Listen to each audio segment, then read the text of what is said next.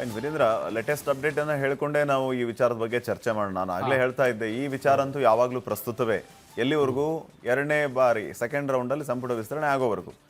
ಈಗ D K Shivakumar ಅವರು, ಸಿದ್ದರಾಮಯ್ಯ ಅವರು, ಹರಿಪ್ರಸಾದ್ ಅವರು ಡೆಲ್ಲಿಗೆ ಹೋಗಿದ್ರು, ಈಗ ವಾಪಸ್ ಬರ್ತಾ ಇದ್ದಾರೆ. ಕಾರಣ ಡೇಟ್ ಒಂದು ಸ್ವಲ್ಪ ಮುಂದೆ ಹೋಗಿದೆ ಅನ್ನೋಂಥದ್ದು ಲೇಟೆಸ್ಟ್ ಅಪ್ಡೇಟ್. ಈಗ ಹೌದು, ಫೈನ್, ಅದು ಆ ಕಡೆ ಇರಲಿ. ಲೇಟೆಸ್ಟ್ ಅಪ್ಡೇಟ್ ಅನ್ನು ನಮ್ಮ ವ್ಯೂವರ್ಸಿಗೆ ನಾವು ಕೊಟ್ಟಿದ್ದೇವೆ. ಈಗ ಪ್ರಸ್ತುತ ವಿಚಾರ ಏನಂತಂದ್ರೆ, ಈಗ ಡೇಟ್ ಮುಂದೆ ಹೋಗಿದೆಯಲ್ವಾ, ಇನ್ನೊಂದು 15-20 ದಿನ ಬಿಟ್ಟು ಹೋದ್ರೂ ಕೂಡ ಇವ್ರ ಕೈಯಲ್ಲಿರುವಂಥ ಲಿಸ್ಟನ್ನೇ ವಾಪಸ್ ತೊಗೊಂಡು ಹೋಗ್ತಾರೆ ಅವರು.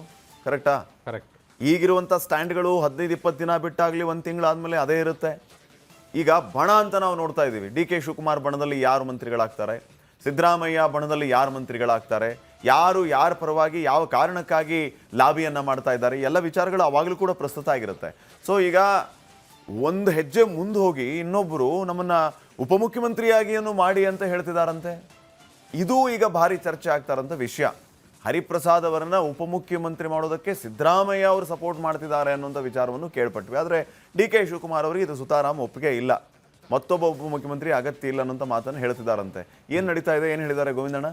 ಪಟೇಲ್ರೆ, ಈಗ ನೀವು ಉಪಮುಖ್ಯಮಂತ್ರಿ ಕತೆ ಹೇಳಿದ್ರಲ್ಲ, ಅದ್ರ ಎಷ್ಟು ಇನ್ನೊಂದು ಸ್ಟೋರಿ ಇದೆ, ಅದರಲ್ಲಿ ಡಿಟೇಲ್ ಆಗಿದೆ, ಅದನ್ನು ಡಿಸ್ಕಸ್ ಮಾಡೋಣ. ಅದ್ರದ್ದು ನಿಮಗೆ ಹೇಳ್ತೀನಿ. ಬಟ್ ನೋಡಿ, ಈಗ ನಾವು ಸ್ವಲ್ಪ ಅಪ್ಡೇಟ್ ಆಗೋದ್ರಲ್ಲಿ ಹಿಂದೆ ಬಿಡುವುದು. ಈಗ ನೋಡಿ, ಈಗ ಸಂಜೆ ಹೊಡ್ತಾ ಇರೋದು, ಹೌದಾ? ಸಂಜೆ ಹೊಡ್ತಾ ಇರೋದು. ಆದ್ರೆ ನಮ್ಮ ಗೋವಿಂದಣ್ಣ ಸ್ಟೋರಿಯಲ್ಲಿ ಫಸ್ಟ್ ಲೈನ್ ಏನು ಗೊತ್ತಾ? ಈ ಸ್ಟೋರಿಯಲ್ಲಿ ಗೋವಿಂದಣ್ಣ ಹೇಳಿರೋದು ಫಸ್ಟ್ ಲೈನೇ, ಎಲ್ಲ ಹೇಳ್ತಾ ಇದ್ದಾರೆ ಸಂಪುಟ ವಿಸ್ತರಣೆ ಆಗುತ್ತೆ ಅಂತ. ಆದ್ರೆ ಇವರೊಂದು ಪಟ್ಟಿ ಇಟ್ಕೊಂಡು ಹೋಗಿದ್ದಾರೆ, ಅವರೊಂದು ಪಟ್ಟಿ ಇಟ್ಕೊಂಡು ಹೋಗಿದ್ದಾರೆ. ಬಹಳ ದೊಡ್ಡ ಯುದ್ಧ ಆಗದೇ ಇದೆ, ಅಷ್ಟು ಸುಲಭ ಇಲ್ಲ ಅಂತಾನೆ ಸ್ಟಾರ್ಟ್ ಮಾಡ್ತಾರ ಅವರು. ಹೌದು, ನೀವು ಯೋಚನೆ ಮಾಡಿ, ನಮ್ಮ ಗೋವಿಂದಣ್ಣ ಎಷ್ಟು ಅಪ್ಡೇಟ್ ಇದ್ದಾರೆ ನೋಡಿ, ನಮ್ಗಿಂತ ಮುಂದೆ, ಎಲ್ಲರಿಗಿಂತ ಮುಂದೆ. ಬಹುಶಃ ಅವರಿಗೆ ಗೊತ್ತಿರಲಿಲ್ಲ ಅನ್ಸುತ್ತೆ, ಇನ್ನೂ ಟಿಕೆಟ್ ಮಾಡಿರಲಿಲ್ಲ. ಡಿ ಕೆ ಶಿವಕುಮಾರ್, ಸಿದ್ದರಾಮಯ್ಯ ಅವರು, ಖರ್ಗೆ ಅವರು ರಿಟರ್ನ್ ಫ್ಲೈಟ್ ಟಿಕೆಟ್ ಮಾಡಿರಲಿಲ್ಲ. ಆಗ್ಲೇ ಗೋವಿಂದಣ್ಣವ್ರು ಬರೆದ್ಬಿಟ್ಟಿದ್ದಾರೆ ದೊಡ್ಡ ಯುದ್ಧ ಆಗೋದಿದೆ ಅಂತ. ದೊಡ್ಡ ಯುದ್ಧ ಆಗಿದೆ, ಅಷ್ಟು ಸುಲಭ ಇಲ್ಲ.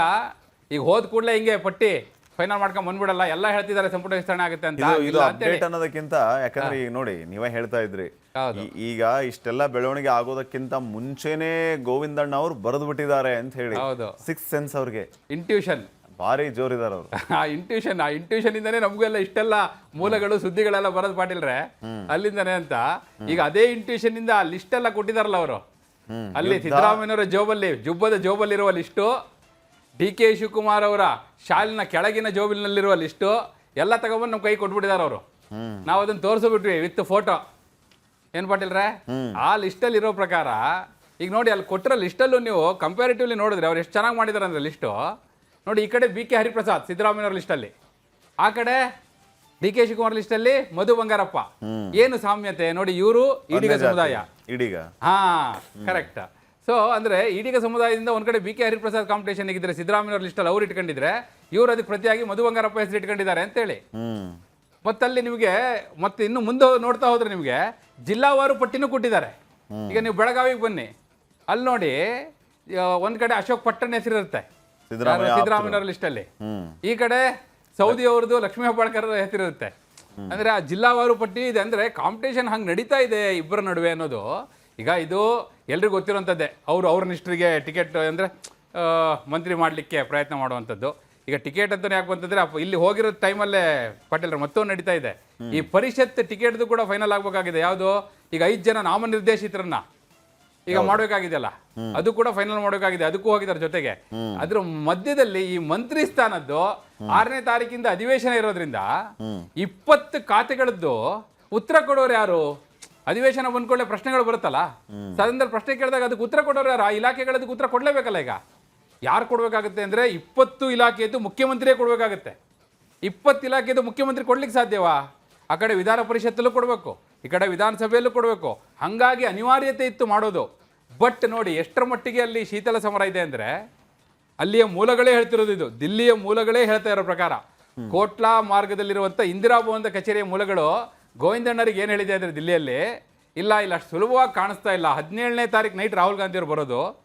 ಇವ್ರ ಹತ್ರ ಲಿಸ್ಟು ಅಂತ ನೋಡೋದಾದ್ರೆ ಲಿಸ್ಟ್ ಮೊದಲೇ ತರಿಸ್ಕೊಂಡಿದ್ರು. ಈ ಲಿಸ್ಟ್ನ ಈಗ ದಿಲ್ಲಿಗೆ ಕರ್ಸ್ಕೊಂಡು ಸುರ್ಜೇವಾಲಾ, ವೇಣುಗೋಪಾಲ್ ಇವ್ರು ಮಾತಾಡಿ ಕಳಿಸಿದ್ದಾರೆ. ಇನ್ನು ರಾಹುಲ್ ಗಾಂಧಿ ಈಗ ರಾಹುಲ್ ಗಾಂಧಿ ಅವರು ಬಂದಿರಲಿಲ್ಲ ಅಂತಂದ್ರು ಕೂಡ, ಅಥವಾ ಬರಲಿಲ್ಲ ಅಂತಂದ್ರು ಕೂಡ, ಅವರ ಅನುಪಸ್ಥಿತಿಯಲ್ಲಿಯೇ ಒಂದು ಲಿಸ್ಟ್ ಫೈನಲ್ ಮಾಡೋಣ ಅಂತ ಹೇಳಿದ್ದಕ್ಕೇನೆ ಇವ್ರು ಹೋಗಿದ್ರು ಅಂತ ನಾವು ಕೇಳ್ಪಟ್ವಿ. ಈಗ ಮೂಲ ಮತ್ತು ಗಂಭೀರವಾದ ಕಾರಣ ಏನು? ಇವರೆಲ್ಲ ಯಾಕೆ ವಾಪಸ್ ಬರ್ತಾ ಇದ್ದಾರೆ? ಮತ್ತೆ ಯಾಕೆ ಇದು ಡೇಟ್ ಚೇಂಜ್ ಆಯಿತು? ನೋಡಿ ಅಲ್ಲಿರೋದು ಏನಂದ್ರೆ ಈಗ ರಾಹುಲ್ ಗಾಂಧಿ ಅವರು ನಂಬರ್ 1 ರಾಹುಲ್ ಗಾಂಧಿ ಅವರು ಇಲ್ಲ. ಈಗ ಚರ್ಚೆ ಮಾಡ್ಬೇಕಾಗಿದ್ದು ಯಾರ ಜೊತೆ? ವೇಣುಗೋಪಾಲ್ ಸುರ್ಜೇವಾಲಾ ಜೊತೆ. ಇವ್ರು ಬೆಳಗ್ಗೆ ಮಾತಾಡಿದ್ರು, ವೇಣುಗೋಪಾಲ್ ಅವ್ರನ್ನೂ ಭೇಟಿ ಆದ್ರು, ಸುರ್ಜೇವಾಲಾ ಅವ್ರನ್ನೂ ಭೇಟಿ ಆದ್ರು. ಭೇಟಿಯಾಗಿ ಮಾತುಕತೆ ನಡೆಸಿ ಬಂದಿದ್ದಾರೆ. ನನ್ನ ಪ್ರಕಾರ ಇವತ್ತು ಅವ್ರ ಕೈಗೆ ಅಪ್ಡೇಟೆಡ್ ಲಿಸ್ಟ್ ಕೊಟ್ಟಿದ್ದಾರೆ. ಮತ್ತೆ ಇದನ್ನ ಹೇಳಿದ್ರು ಡಿ ಕೆ ಶಿವಕುಮಾರ್ ಅವರು. ನೀವು ನೋಡಿ 2 ದಿನದ ಹಿಂದಿನ ಬೈಟ್ ತೆಗೆದು ನೋಡಿ, ಅವರು ಅಧಿಕೃತವಾಗಿ ಹೇಳಿದ್ದಾರೆ. ಏನು ಗೊತ್ತಾ, 1 ದಿನದ ಮಟ್ಟಿಗೆ ಹೋಗ್ತೀವಿ, ಮತ್ತೆ 3 ದಿನ ಬಿಟ್ಟು ಮತ್ತೆ ಹೋಗ್ತೀವಿ, ಅವಾಗ ಫೈನಲ್ ಆಗುತ್ತೆ ಅಂತ. ಇದು ಆನ್ ರೆಕಾರ್ಡ್ ಹೇಳಿರೋದು ಪಾಟೀಲ್ರೆ. ಹೀಗೆ ಹೇಳಿರುವಾಗ ಇವತ್ತು 1 ದಿನದ ಮಟ್ಟಿಗೆ ಹೋಗಿದ್ದಾಯ್ತು. ಹೋಗಿ ಪಟ್ಟಿ ಕೊಟ್ಟು ಬಂದ್ರು. ವೇಣುಗೋಪಾಲ್ ಅವರಿಗೂ ಸುರ್ಜೇವಾಲಾ ಅವರಿಗೂ ಪಟ್ಟಿ ಕೊಟ್ಟರು. 17ನೇ ತಾರೀಕು ನೈಟ್ ಬರ್ತಾರೆ ಯಾರು? ರಾಹುಲ್ ಗಾಂಧಿ. ಅವ್ರು ನೋಡ್ಬಿಟ್ಟು ಏನಾದ್ರು ಚೇಂಜಸ್ ಇದ್ರೆ, ನೋಡಪ್ಪ ಇವ್ರದೊಂದಿದೆ, ಆರತಿ ಕೃಷ್ಣದೊಂದು ಸೇರಿಸೋ ಅಂತ ಈ ರೀತಿ ಸುಮ್ಮನೆ ನಾನು ಹೇಳಿದ ಅಂದಾಜಿಗೆ ಸೇರಿಸ್ಬಿಟ್ಟು ಅಧಿಕೃತ ಮುದ್ರೆ ಒತ್ತಿದ ಮೇಲೆ ಇವ್ರು ಹೋಗಿ ಪಟ್ಟಿ ತಗೊಂಡು ಬರ್ತಾರೆ.